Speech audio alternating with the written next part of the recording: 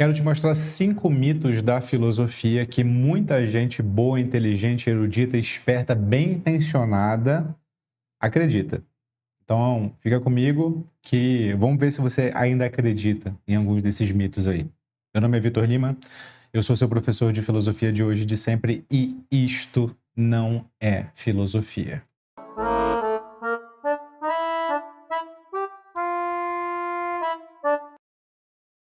Seguinte, anotei aqui no meu caderninho. Existem alguns mitos que são muito utilizados e repetidos e sem fundamento. E aqui eu quero argumentar com você, dando algumas razões para que você desmistifique isso de uma vez por todas. E o primeiro é: tudo é relativo.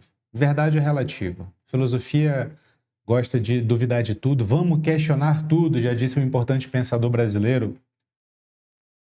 Será? Tudo é relativo? Verdade é relativa? A maior objeção à ideia do relativismo, a ideia de que tudo é relativo, é a seguinte: tudo é relativo é uma afirmação, correto? Tudo é relativo. É uma afirmação que diz que todas as coisas, inclusive as afirmações, são relativas, correto? Correto. Ora, mas se essa é uma afirmação que diz que todas as afirmações, inclusive, são relativas, então ela mesma, essa afirmação, é relativa. Logo, se ela é relativa, existe algo que não é relativo. Existe uma verdade que não é relativa. Existe uma verdade que é absoluta. Ou seja, tudo é relativo, é autocontraditório. Essa é a maior objeção ao tudo é relativo. Essa é uma objeção boa, mas o relativismo consegue responder a ela. Isso é um debate longo. Ele esclarece que as coisas são relativas relativamente a contexto, a situação histórica, não necessariamente que tudo é relativo no sentido de que nada pode ser estabelecido com algum critério seguro. Enfim.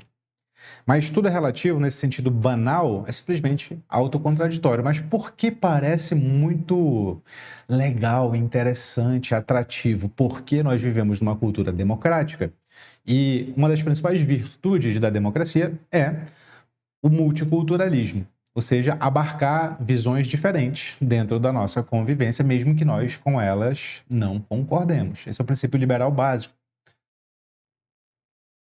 Relativismo parece casar muito bem com esse princípio liberal básico. Eu preciso dizer assim, não, puxa, meu ponto de vista pode estar errado, né? Porque eu preciso não pressupor que eu sou o dono da verdade para abarcar diferentes culturas, portanto, tudo é relativo. Parece legal, mas primeiro é autocontraditório e segundo, geralmente quando alguém é relativista e enche o peito para dizer, eu digo assim, deixa eu te perguntar uma coisa com toda a honestidade do fundo do meu coração. O que Hitler fez foi certo ou errado? A pessoa titubeia, porque ela sabe que a próxima palavra que ela disser pode condenar ela pro resto da vida, ainda mais se ela disser isso em voz alta na internet. O que Hitler fez foi certo ou errado? Não, foi errado. Então você não é um relativista. Se você elegeu um critério para avaliar o que ele fez, e esse critério ele não depende da situação. Se você veja lá, depende, temos que avaliar o Hitler. Peraí. Quer dizer que de algum ponto de vista o Holocausto foi justificável? Não. Então você não é relativista. Acabou. Mas, Vitor, é anacronismo dizer o que uma época fez em termos de certo e errado com critérios de uma outra época. Do ponto de vista histórico, sim. Do ponto de vista filosófico, pouco importa. A filosofia não está ligando para a categoria do anacronismo quando o assunto é ética. O que se fez no Brasil colonial quando se escravizavam pessoas negras é errado. Mas é anacrônico, Vitor. Historicamente, filosoficamente, não importa. Eu preciso eleger um critério de avaliação e eu elejo um critério que não é relativo. Porque eu não estou a fim de justificar o que foi feito à luz de algum contexto. Mas as pessoas achavam que era certo. Achar que é certo é uma coisa, ser certo é outra. Entende? Então, o relativismo é uma tese que parece muito convidativa a princípio. Muito razoável. Mas, teoricamente falando, ela faz algumas confusões. essa contradição, por exemplo, e a ideia de que categorias históricas são categorias que têm que reinar em todos os campos, inclusive o campo da filosofia. Isso não é verdade. Primeiro mito: tudo é relativo, verdade é relativa. Segundo mito: a pergunta é mais importante que a resposta em filosofia. Filósofos fazem muitas perguntas, e o que é importante em filosofia é fazer pergunta. Por que isso é um mito? Eu diria que a figura central em que as pessoas se apoiam quando dizem que em filosofia o mais importante é a pergunta é o Sócrates dos diálogos platônicos de juventude. Você sabe que a obra do Platão é dividida pelos especialistas em 3 grandes fases: juventude, diálogos intermediários e diálogos de maturidade. Na juventude, o Sócrates é apresentado de modo a conduzir sempre uma questão, o que é beleza, o que é virtude, o que é amizade, e no final do diálogo nunca tem uma resposta. Eles chegam no impasse. Nos diálogos de intermediários ali, ele defende a teoria das ideias, a teoria das formas do Platão. Nos diálogos de maturidade, ele faz uma autocrítica. E quase sempre nos diálogos de maturidade, o Sócrates nem aparece, inclusive. Mas o Sócrates dos diálogos de juventude é esse, que só pergunta e não chega a resposta nenhuma. Então esse é um modelo possível de filosofar. No entanto, amigos meus, os diálogos os intermediários já para os de idade avançada já apresentam propostas, já apresentam teses. Aristóteles apresenta teses, apresenta propostas. Epicuro apresenta teses, apresenta propostas. Zenão, o chefe do estoicismo, apresenta teses, apresenta propostas.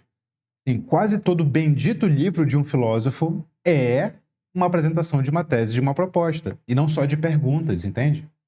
Então, selecione quantos livros de filosofia você quiser. Eu garanto que a maioria deles será apresentando propostas e teses, e não só fazendo perguntas.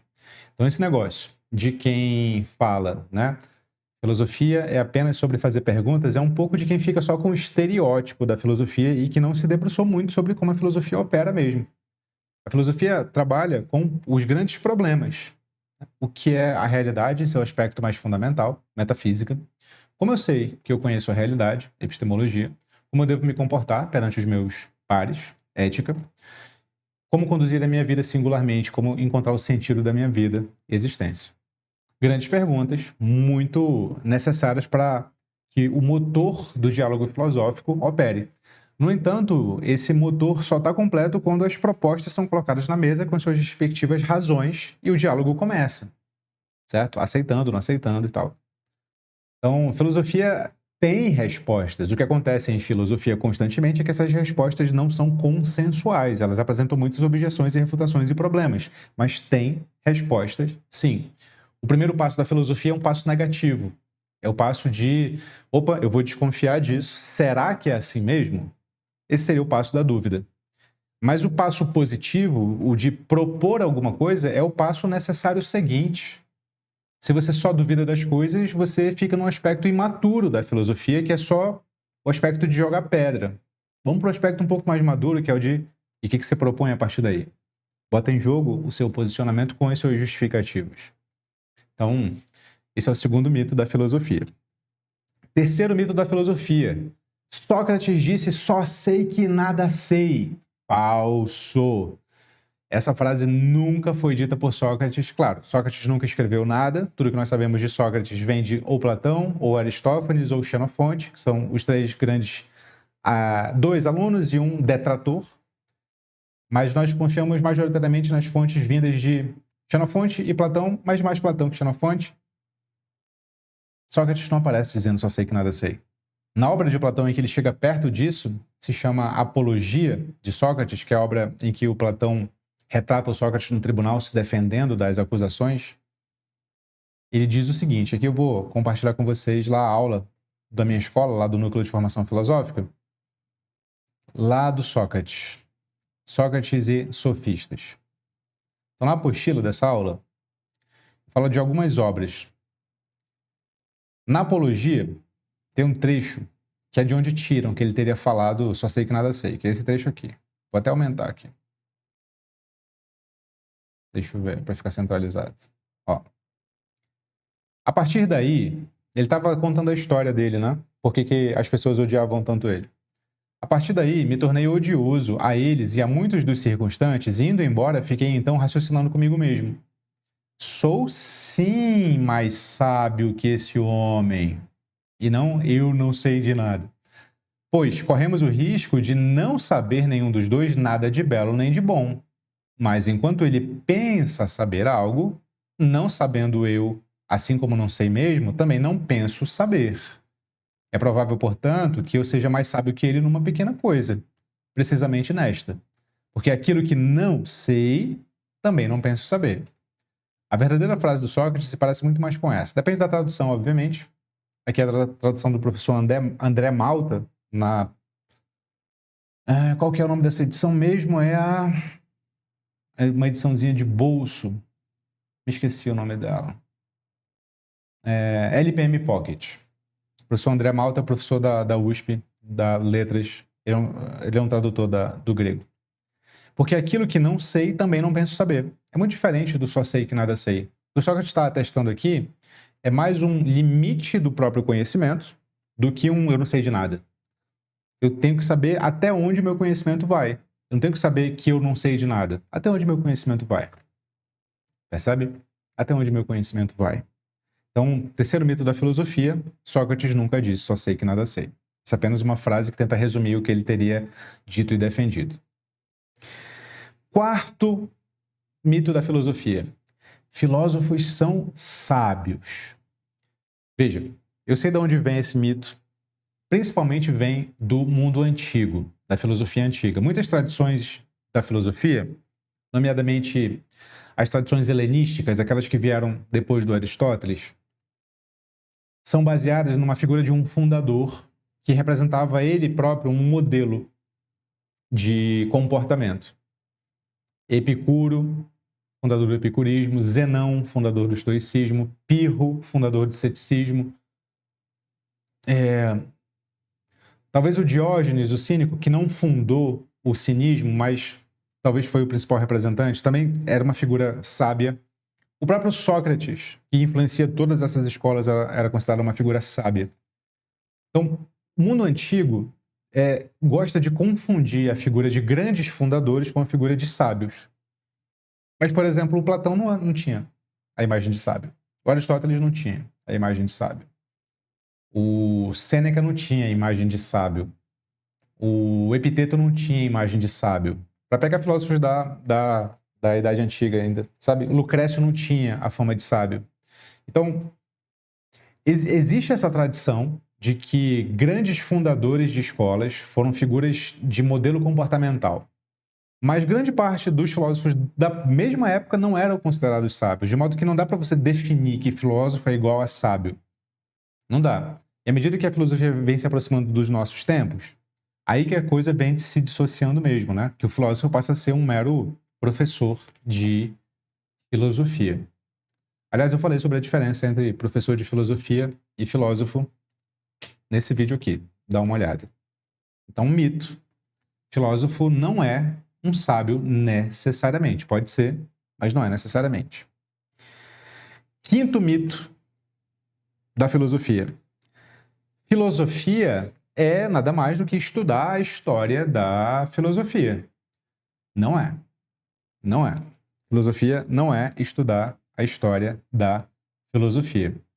Para explicar isso de modo bastante simples, eu quero fazer uma metáfora, uma analogia, melhor dizendo, uma comparação aqui. Qual que é a diferença entre o professor de História da Arte e o artista? Qual que é a diferença entre o professor de História da Música e o músico? Qual que é a diferença do professor de História da Arquitetura para o arquiteto? Percebe? A diferença é que um ensina História da Arte, o outro faz arte. Um ensina História da Música, o outro faz música.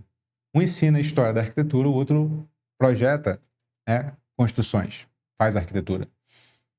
Ou seja, um tem como especialidade saber o que as pessoas daquele campo durante a história fizeram. O outro tem a especialidade de botar a mão na massa. Percebe? As duas coisas podem ser juntas. Um professor de música pode ser músico, o professor de história da arquitetura pode ser arquiteto, o professor de história da arte pode ser artista? Claro! Claro, sem dúvida. No entanto, as duas coisas podem estar separadas, não podem? Podem. Um artista não precisa saber a história da arte, um arquiteto precisa saber a história da arquitetura, um músico não precisa saber a história da música. Percebe? Eles podem ser maus artistas, músicos e arquitetos, mas ainda assim, eles são artistas, músicos e arquitetos. Então, estudar filosofia pode passar por estudar a história da filosofia, embora muitos filósofos negligenciem a história da filosofia. O Wittgenstein contemporâneo talvez seja um grande exemplo disso. Mas as duas coisas podem andar separadas. Então, o que o filósofo faz? O filósofo pensa por conta própria, respondendo a problemas da filosofia. É isso que o filósofo faz. Claro que ele não pensa do zero, ele sempre parte das suas referências. Mas essas referências dialogam ou não com a história inteira da filosofia. Não é necessário dialogar com a história inteira da filosofia para ser filósofo, entende? Geralmente o filósofo escolhe com quem ele quer dialogar, entende? Geralmente ele não sabe a história da filosofia com tanta precisão assim. Geralmente, inclusive, ele deturpa a história da filosofia em prol da sua teoria. E, bom, essa é a diferença entre o filósofo e o historiador da filosofia. Estudar filosofia pode passar por estudar a história da filosofia. Mas se a gente ficar, a gente confunde filosofia com doxografia. Doxa, opinião, grafia, registro escrito. Doxografia, a coletânea das opiniões dos filósofos. Filosofia é pensar por conta própria, é argumentar. Filosofia é saber o que está em jogo, e pode ser ou não de acordo com a história da filosofia, e se pronunciar a respeito disso. Então, para saber filosofia, você precisa saber argumentar. Você precisa ter um repertório amplo. Mas, sobretudo, você precisa veicular suas ideias de modo argumentativo. Então, esse é o quinto mito da filosofia. Algum você não sabia? Algum você discorda? Se sim, coloca o porquê nos comentários aqui, por favor, para a gente continuar esse diálogo. Se você quiser aprender filosofia de verdade, inclusive história da filosofia, conheça a minha escola de filosofia, que tem mais de 15 cursos, do iniciante ao avançado, chamada Núcleo de Formação Filosófica. O link está aqui na descrição do vídeo e no primeiro comentário fixado. Não se esqueça de que você é o que pensa. Fique com Sócrates.